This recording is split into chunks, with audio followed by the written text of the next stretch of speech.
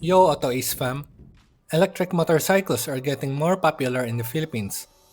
Mas tipid, mas tahimik, at perfect para city traffic. So today, we're counting down the best electric motorcycles for city commuting in 2026. All available or officially confirmed for the PH market. If you want a practical, budget-friendly daily EV ride, this list is for you. Let's go!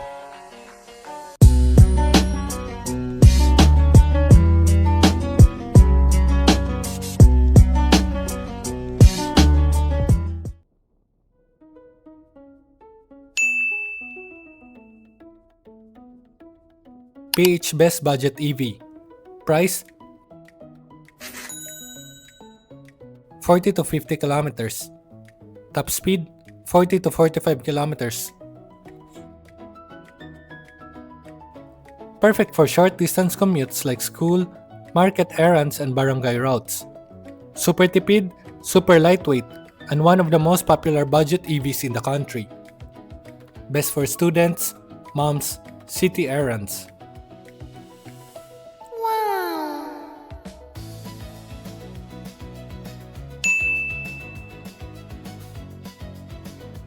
Hatasu Hero 59,990 pesos.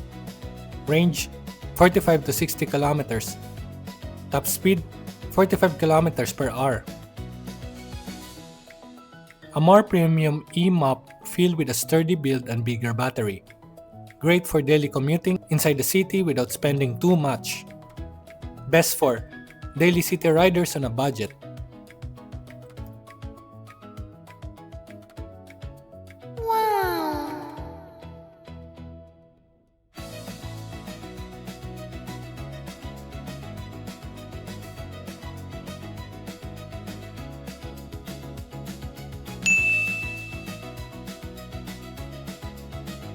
Angkas Gogoro Smartscooter.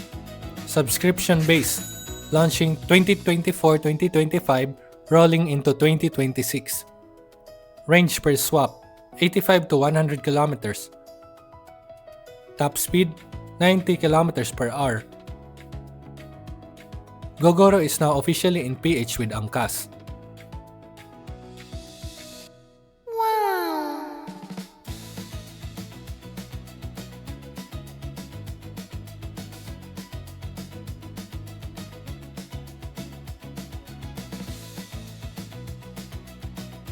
Battery swapping means no charging time. Just swap and go. Best for work riders, delivery riders, long daily commute.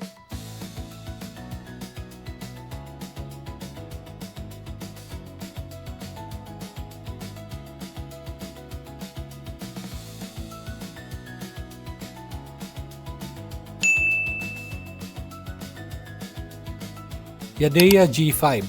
Price 89,000 to 99,000 pesos. Range 60 to 80 kilometers. Top speed 50 to 60 kilometers per hour.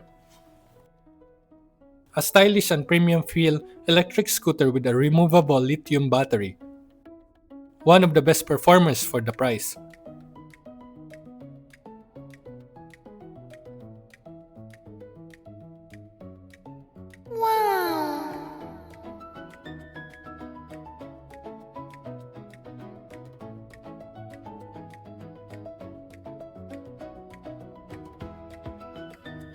Best for office workers, students, everyday commuting.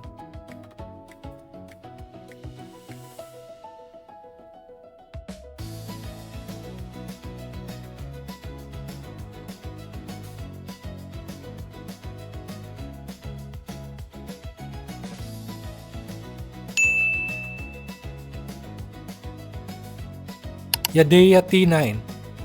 Price 79,000 to 90,000 pesos. Range 70 to 80 kilometers. Top speed 60 kilometers per hour. Bigger wheels and better ground clearance. Great for Manila roads. Perfect balance of range, power, and comfort. Best for medium distance city travel.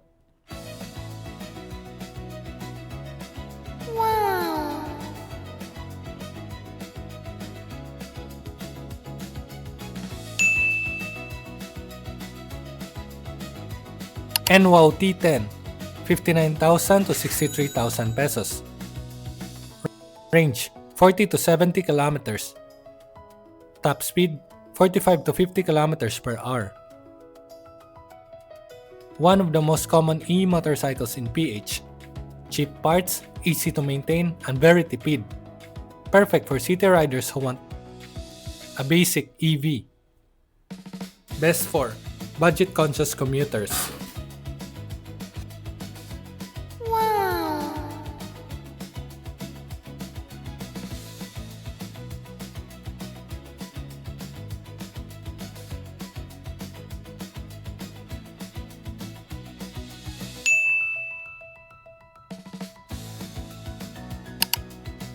Price, 70,000 to 85,000 pesos. Range, 70 to 90 kilometers. Top speed, 50 to 60 kilometers per hour. A comfortable EV scooter with a spacious seat and reliable components. One of the smoother riding budget EVs in the Philippines. Best for long daily commutes within the city.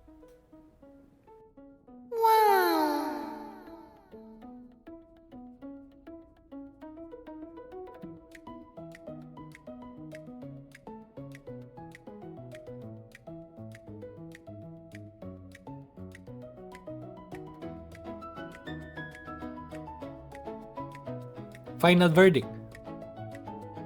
Are EVs worth it in 2026? Yes, if your daily travel is mostly urban. Electric motorcycles in 2026 offer lower running cost, quiet and smooth ride, cheap charging, less maintenance, perfect for short to mid-range commuting. But consider your needs, not ideal for long-distance provincial rides. Charging infrastructure is still growing.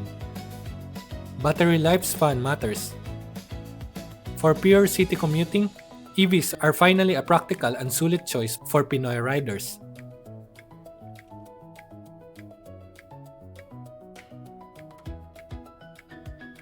AutoAce fam, would you switch to an electric motorcycle in 2026 or stick with gas scooters?